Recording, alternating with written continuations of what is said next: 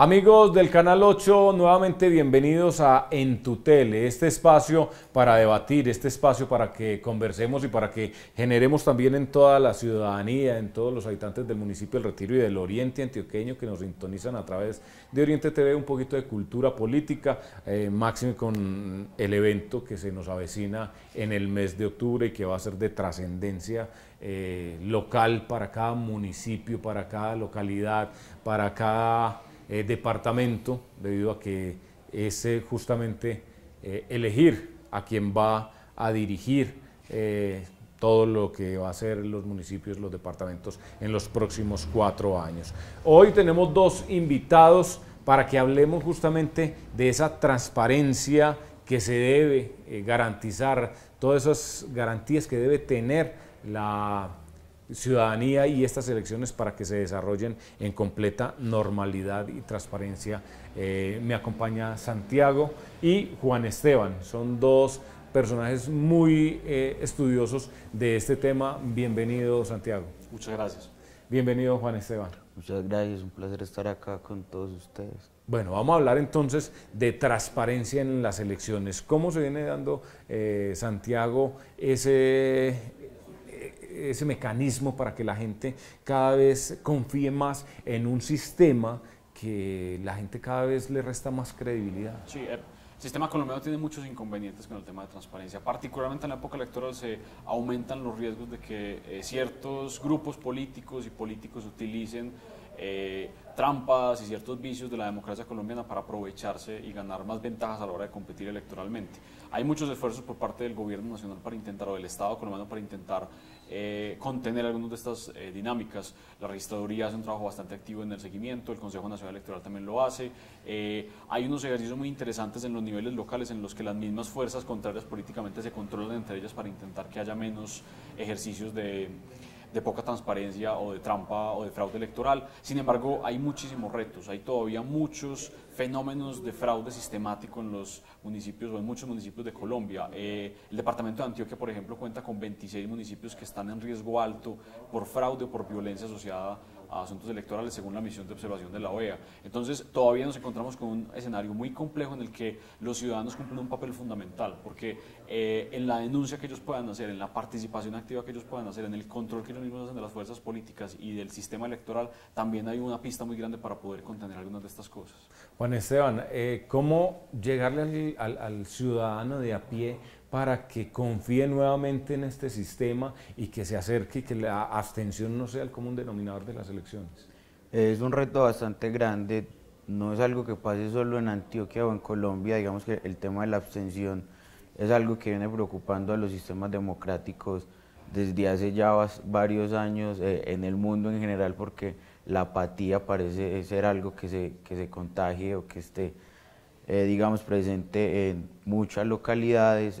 En Colombia particularmente los esfuerzos han tenido que ver mucho precisamente con reforzar la credibilidad en el sistema político y en el sistema electoral a través de un montón de normas e instituciones como las que nos contaba Santiago hace un momento. Digamos que el Retiro cuenta en las últimas elecciones con una tasa alta de votaciones, un 68%. La media en el país para las elecciones presidenciales el año pasado estuvo en el 48-50%, es decir que eso deja muy bien ubicado al municipio y permite que uno pueda ir pensando que ese tipo de ejercicios de control ciudadano a las elecciones en municipios como este tengan mucho sentido, por supuesto. Y ese es el propósito de este programa, generar en todos ustedes una cultura política y que el municipio de por sí ha tenido esa cierta cultura. Recuerdo, y yo creo que muchos televidentes identificarán alguna vez unas elecciones donde en una CDX todo el día de elecciones hubo tránsito de personas, eso se avecinaba, mejor dicho, una paliza por parte de ese candidato, y era el tamal, el buñuelo, la gaseosa, la malta, en ese momento era Malta Leona, y a la hora del conteo ganó el candidato que menos movimiento tuvo en la sede. Eso quiere decir que los campesinos y los ciudadanos ya no están siendo tan estúpidos por utilizar algún término. Van, utilizan, toman, pero a la hora de tomar la decisión, es la que ellos quieren. Claro, yo creo que en eso hay que darle un poquitico de confianza a los ciudadanos. A veces uno se pega a pensar que la mayoría de los ciudadanos son capaces o están dispuestos a vender el voto y a comprometer su voto por ese tipo de asuntos que se dan en las elecciones y puede que no sea tanto como uno cree. Claro, pueden haber esos casos en los cuales la organización o el político reparte esas ayudas para intentar comprar esos votos y las personas terminan votando de manera diferente, normalmente a su propia conciencia. Sin embargo, yo creo que la invitación constante es a que las personas se cuiden mucho de las diferentes formas en las cuales... Que las conozcan. Claro, que conozcan primero las formas en las que los sugieren o les empiezan a presionar para que tomen una decisión, pero sobre todo hay algunas un poco menos directas. Hay también espacios en los que se manipula a las personas políticamente, en las que se lanzan acusaciones a otros candidatos en muchas bases. Hay como otros pequeños vicios que también se convierten en problemas para la democracia porque los electores terminan más o menos engañados tomando una decisión que no son tan directos como el tamal o como la malta, y teniendo en cuenta que el tamal y la malta todavía se reparte y que hay que estar muy cuidados, y el consejo obviamente para los ciudadanos es que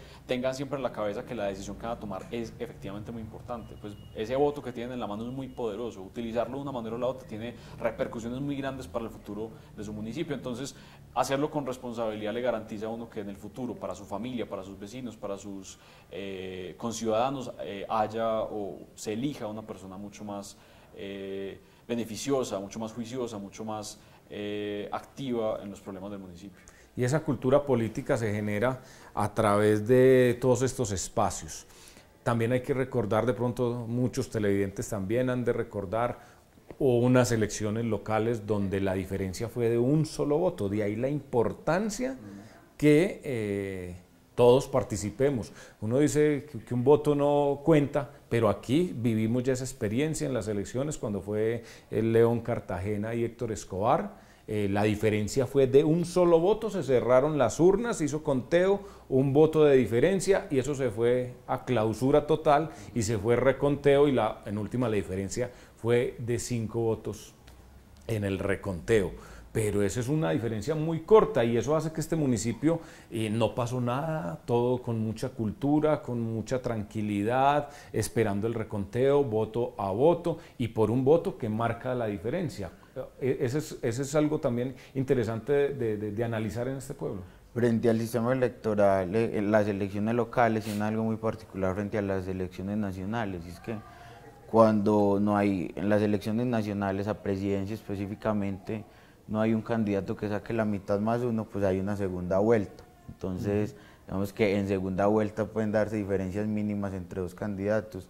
En las elecciones locales hay una sola vuelta. Eso quiere decir que el próximo 25 de octubre es el plan A, B, C y D de todos los candidatos. Digamos que puede que en algún momento se polaricen las elecciones entre dos candidatos, pero definitivamente puede que sean solo 4 o 5 votos los que marquen la diferencia ese día.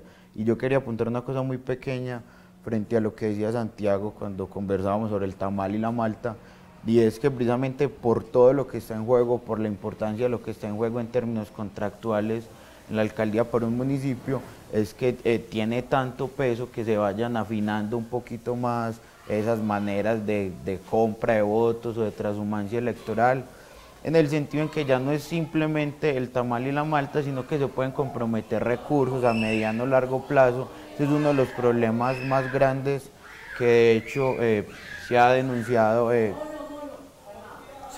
frente al tema de las elecciones o el tema preelectoral, y es cómo pueden llegarse a comprometer grupos significativos de ciudadanos contractualmente con un candidato que aún no es el alcalde, pero que gracias, digamos, a ese tipo de negociación que se teje antes de las elecciones, logra ganar también un número significativo de votos. Haciendo alusión a esto que nos dice Juan Esteban, lo vimos en Bogotá, el carrusel de la contratación, y es entonces, vamos a un punto neurálgico, es cómo se financian entonces las campañas, y aquí es donde todos los televidentes también tienen que tener claro, si alguien está invirtiendo 50, 80 millones de pesos en un candidato en una campaña, eso no es de buenas a primeras. Sí, yo creo que hay que tener en cuenta ahí dos asuntos, y es quizás como darle un poquito de de misterio al análisis que hagan de cada candidato. La invitación es que a que los electores revisen 3 cosas de los candidatos: las propuestas, que se tomen el trabajo, normalmente no les va a quitar más de una tarde, revisar las propuestas de sus candidatos, particularmente a la alcaldía, qué están proponiendo, qué quieren para el municipio y cuál les parece a ustedes que es más importante de las propuestas. Lo segundo es la hoja de vida, el recorrido. Cada candidato ha tenido unos trabajos, ha tenido una preparación académica, ha tenido un comportamiento ciudadano y social que vale la pena revisarlo, porque esa persona va a ser muy importante durante los próximos 4 años. Y el tercer elemento son las compañías. Con quién está, quién lo apoya, quién lo acompaña, sobre todo porque ahí está la pista para saber 2 asuntos muy importantes. Siempre resulta un poco sospechoso cuando un candidato o puede utilizar muchísimos de sus recursos propios, entonces uno se pregunta, y si este candidato, por ejemplo, ha sido toda la vida político, ¿de dónde salen esos recursos tan amplios para poder hacer las inversiones? O segundo, alguien lo está apoyando con muchos recursos, y normalmente en esos apoyos a los políticos en términos de campaña, esa persona que apoya normalmente espera una contraprestación de ese político una vez quede electo. Entonces hay que sospechar un poco cuando ese candidato recibe muchísimos apoyos, porque es probable que si llega a quedar electo vaya a tener que devolver normalmente con creces ese apoyo que recibió durante la campaña. Entonces ahí es un poquitico como el juicio de los ciudadanos, o la invitación al juicio es a revisar muy bien los candidatos, a estudiarlos muy bien, a conversar con las otras personas en el municipio, a conocer muy bien esas personas que se están lanzando a esos cargos de elección popular. Entonces, en conclusión sería hoja de vida. Hoja de vida. Programático, de todas formas es un voto programático, claro, es mirar su programa. Claro, tengan en cuenta que según la Constitución colombiana, cuando ustedes eligen particularmente al alcalde, están eligiendo el programa que él presentó, o sea, esas propuestas. Mejor dicho, el alcalde cuando es electo tiene toda la legitimidad y justificación para poner en práctica esas propuestas como él las había prometido. Entonces ustedes votan sobre todo por ese programa, pero ese programa va acompañado de la persona, es decir, hoja de vida, propuestas y amigos. Amigos, aliados, entonces, acompañantes, los 3 grandes elementos que hay que estudiar con cada que hay que tener en cuenta cuando se vaya a tomar esa decisión. El electorado tiene varias divisiones, por decirlo así. Serían los votos básicos que tiene cada campaña, el voto crítico, que sería el que se forma con esta cultura política, y serían los indecisos que no toman esa decisión sino hasta la última semana aproximadamente. ¿O tenemos algún otro tópico ahí entre esos votantes? Es desde el marketing político un tema que llama bastante la atención, porque divide uno los que llamas votos críticos, los llaman también votos de opinión. Esos votos de opinión generalmente son a los que va dirigida la campaña a través de este tipo de programas, son los votos que pueden eventualmente educarse. Hay unos votos que están definidos de entrada, bien sea porque hacen parte de las bases del partido o del candidato político, o porque, como lo comentamos hace un momento, están de alguna forma comprometidos, son los que uno llama votos amarrados. Pueden estar siendo contractualmente amarrados, digamos, en términos más serios y formales, o puede ser el tamal y la ponimalta, pues a uno los votos amarrados ahí no distingue uno muy fácilmente entre una cosa y la otra. Y los indecisos, que son el voto en blanco, que es como el gran target de los asesores políticos, a esos es a los que uno casi siempre busca dirigirse, que tienden a ser entre el 20 y 30% del electorado, y que por supuesto terminan por favorecer la balanza a favor de uno u otro candidato. Bueno, vamos a dejarlos con un video justamente que realizó la MOE sobre esas prácticas de cómo, así lo llama la MOE, cómo se roban las elecciones en Colombia. El voto debe ser libre. Sí, ya suena cantaleta, pero por más cantaleta que parezca, no deja de ser cierto y necesario que sea así. Piensen que con el voto le estamos dando el poder a alguien para que decida qué hacer con nuestro dinero, o mejor, con los recursos de la nación.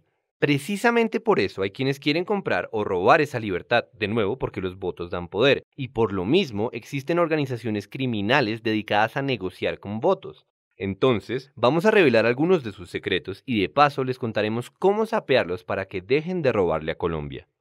¡Bah! Pero la política no sirve para nada. No, ese argumento no te funciona, amigo desencantado de la democracia. Lo que no sirve son los políticos corruptos que suben al poder con delitos electorales, o sea, que se roban las elecciones. Y por ahora no te estamos pidiendo que votes, solo que conozcas y compartas esta información útil para impedir que nos sigan robando. Entonces, a lo que vinimos. ¿Cómo trabajan las mafias del voto?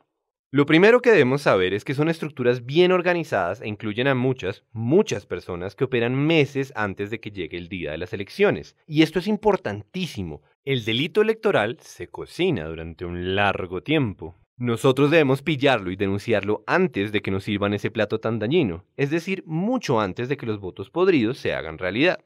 Para eso debemos estar atentos a las huellas que dejan los involucrados en el crimen, y la operación es tan grande que a veces deja muchas huellas. Hay que ponerse las pilas y descubrirlas, pues los bandidos son muy ingeniosos. Pero bueno, todo comienza con un candidato que a toda costa quiere ganar una elección. Detrás de este candidato hay gente con plata que quiere su tajada. A veces son grupos armados ilegales, narcotraficantes, organizaciones delincuenciales, pero también funcionarios y contratistas corruptos. Todos ellos tienen la intención de que el político, cuando tenga el poder, tome decisiones que los favorezcan. Este es el engranaje de la financiación, fundamental para que la maquinaria funcione. Así pues, ya hay por quién votar y plata para hacer las vueltas. La siguiente pieza es alguien que consiga los votos. Acá hay dos alternativas. Una es la compra y otra la amenaza. O sea, buscar a quien no le importa vender su libertad de votante o buscar a quien quitársela a las malas. Empecemos por la búsqueda de los vendidos y recordemos que los votos se compran mucho antes del día de las elecciones. Es antes porque es un proceso largo y no se compran uno a uno, sino al por mayor. Es decir, los compradores tienen que reunir a varias personas para hacer sus ofertas. Pues bien, de estas reuniones es de donde salen los rastros que se pueden reportar. De ahí sale la evidencia para hacer buenas denuncias. Acá está la oportunidad para detener el delito que más nos corrompe como sociedad. Pasa lo mismo con las amenazas. Van dirigidas a muchas personas. Pero cuando hablamos de amenazas, no solo estamos hablando de golpes y de armas. Pensemos en este ejemplo. El jefe de una compañía o de una entidad pública manda un correo electrónico citando a sus empleados a una reunión, supuestamente para hablar de un tema de la empresa. En la reunión, claro, no se habla de esto. El jefe realmente le va a informar a sus empleados que tienen que votar por el candidato del partido del marrano o si no, los echan. Mejor dicho, el jefe está quitando a sus empleados la libertad de votar por quien ellos crean que es el mejor candidato. Esto es un delito y debe denunciarse presentando esos mensajes que el jefe o alguien envió, especialmente aquellos que mencionen algo sobre las elecciones. Cuando la empresa no está directamente relacionada con el candidato corrupto, son organizaciones criminales las que obligan, con amenazas, a los empresarios o a sus empleados a hacer esto. Muchas veces incluso hacen que toda la familia del trabajador vote por el candidato del partido del marrano y para eso los ponen a llenar unos formularios con los datos de sus familiares indicando la mesa de votación que les corresponde. Sí, eso también puede entregarse como evidencia. En fin, las técnicas de los encargados de comprar o robar votos son muchas, a veces ingeniosas y a veces hasta indignantes. Por ejemplo, pueden coger a los viejitos de un ancianato o a los pacientes de un hospital mental, de donde resultan 20 o 30 con un mismo pariente que los lleva hasta la mesa de votación y elige por ellos. Por supuesto, con muchos más cómplices en el proceso. Pero ¿cómo saben los bandidos que la persona sí votó como le dijeron? Hay muchas formas de hacerlo. El pariente falso es una y otra, muy clásica, es el llamado carrusel. Esta técnica se usa el día de las elecciones cuando los votos ya están transados. El procedimiento es el siguiente. Una persona de la organización criminal va a la mesa de votación y no vota, sino que se lleva el tarjetón sin marcar. En su guarida secreta, lo marca a favor del candidato corrupto y le da ese tarjetón a la persona que vendió su voto. El vendido va a la mesa de votación, deposita en la urna el tarjetón que le dieron marcado y regresa con un nuevo tarjetón limpio. El malhechor marca este tarjetón y se lo entrega al siguiente vendido para repetir el proceso. Y así se van rotando, como caballitos de carrusel, recibiendo tarjetones en blanco y entregándolos marcados para asegurarse de que se haga el voto que se quiere. Con esto llegamos a la última pieza de esta cadena de corrupción, el votante. Lo que más claro debe quedar en este punto es que la mafia del voto necesita mover muchas personas. De hecho, algunas veces lo hace de manera literal. Montan un poco de gente en un bus y la llevan a inscribir sus cédulas en los puestos de votación de un lugar que no les corresponde. Un bus extraño, lleno de gente extraña, haciendo largas filas en la registraduría de un pueblo para inscribir cédulas puede ser una pista que conduce a un fraude electoral. Se deben anotar las placas del bus y si es posible tomar fotos para reportarlo y hacerle seguimiento. Si se reporta este evento sospechoso, se puede descubrir, por ejemplo, que 150 personas se inscribieron diciendo que todas ellas vivían en la misma casa del barrio. Y bueno, ahí les dejamos algunas señales, las huellas, las pistas a las que deben estar atentos, por supuesto, para reportarlas ahora que conocen la estructura criminal detrás de los delitos electorales. Pero alguien preguntará, ¿cómo se reportan? ¿Dónde las reporto? Pues bien, en caso de que no lo supieras, existe la misión de observación electoral. Esos somos nosotros. Y nos encargamos de velar porque las elecciones en Colombia sean lo más transparentes que se pueda. Por eso creamos pilasconelvoto.com, que también puedes descargar a tu celular. Si tienes algo que reportar, entras y das clic en el botón Reportar irregularidad. Lo primero, claro, es que nos digas dónde está ocurriendo la irregularidad. Luego nos das la fecha, la hora y una descripción. Ojo, procura que esa descripción sea lo más detallada que puedas. Describir el delito como están repartiendo tamales por votos en Tangamandapio no nos sirve de nada. No nos dice en dónde debemos buscar, ni a quién buscar, ni nos da ninguna pista de cómo rastrearlo. Para hacer una buena descripción hay que meterse en la película detective. Hombre blanco y barbado, de camisa a cuadros, en una camioneta tal, de placas tal, en la esquina de la calle 8 con carrera octava, después de una reunión con la Junta de Acción, y etc. Procura ser detallado, recolectar información, dar nombres, enviarnos copias de los mensajes que tengas de los corruptos, fotos, lo que sea. En pilasconelvoto.com puedes adjuntar toda esta información y nosotros nos encargaremos de alertar a las autoridades. Ahora bien, si no tienes internet, los detectives también trabajan por teléfono. Llama gratis al 018-112-101 y reporta lo que observes. Así que estén atentos e informen, o por lo menos compartan este video para que todos sepamos cómo hacerlo.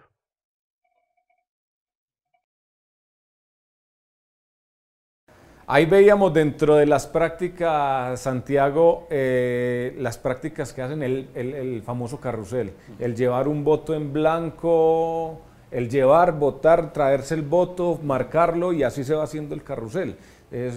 Echa la ley, echa la trampa. Claro, hay una cosa muy importante para que tengan en cuenta tanto los votantes y la mayoría de las campañas lo tienen muy claro, y es que el día de las elecciones es un día fundamental. Parece obvio, pero es todavía más importante de lo que la gente piensa respecto a la elección, no tanto porque es el día en que uno ejerce su derecho democrático, sino porque ese día es donde se presentan los mayores riesgos para los fraudes electorales. Y hay varias prácticas que implican los conteos y sobre todo dos personajes muy importantes en ese día. Primero, los jurados electorales, que están en las mesas y que están validando y revisando y cuidando que no vaya a haber ningún tipo de inconveniente. Pero segundo, también los mismos ciudadanos. Y la invitación también es un poco ahí, es a que los ciudadanos no solamente vayan ese día a voten y se vayan para la casa, sino que es bueno estar por ahí, es bueno estar pendiente, es bueno que cualquier cosa que usted vea en su puesto de votación que le parezca sospechosa, que le parezca que está siendo descuidada o poco rigurosa con la manera como se manejan las votaciones, ahí mismo lo denuncie con alguno de los jurados o con algún representante de la registraduría que se encuentre en ese puesto de votación.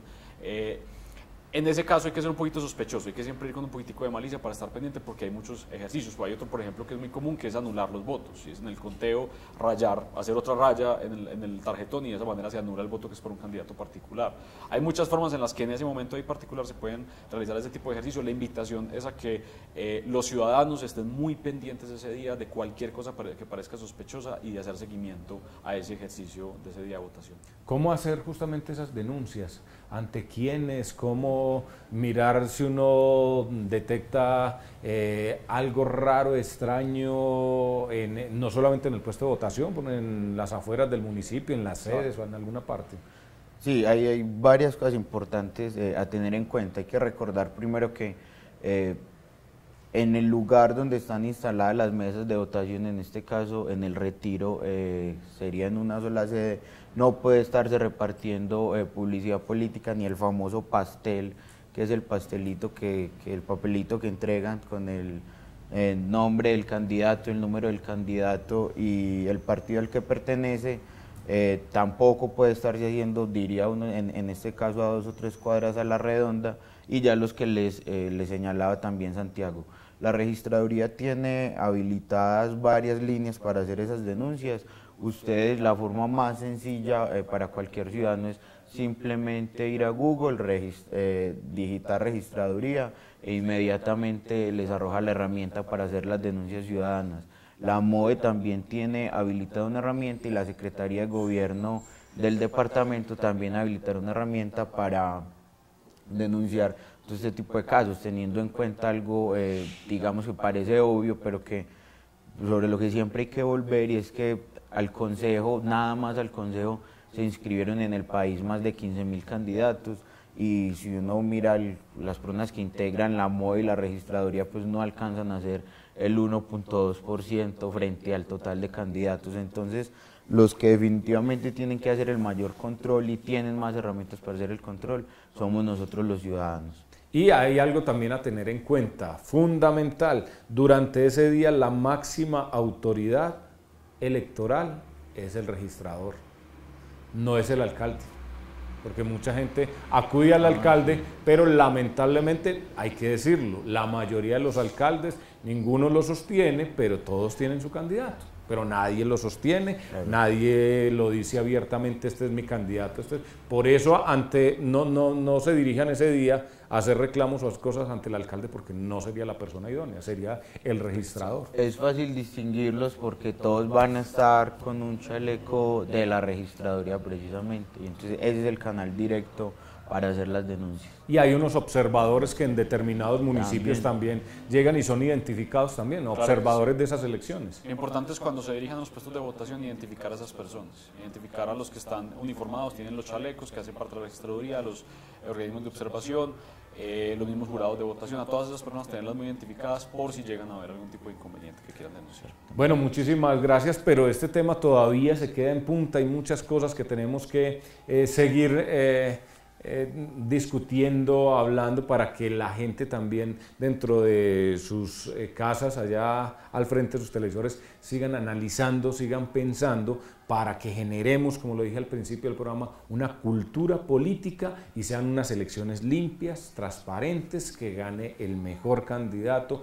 el que necesita el municipio, de una forma transparente, repito, y que todos participemos y hagamos uso de ese poder que ahorita nos decía Santiago, que es el poder de elegir. Es que en manos de nosotros está el futuro del municipio, no es en manos de los candidatos, es en manos de nosotros mismos. A todos ustedes muchísimas gracias por habernos acompañado en Tu Tele, y dentro de 8 días continuamos con este mismo tema de transparencia en las elecciones.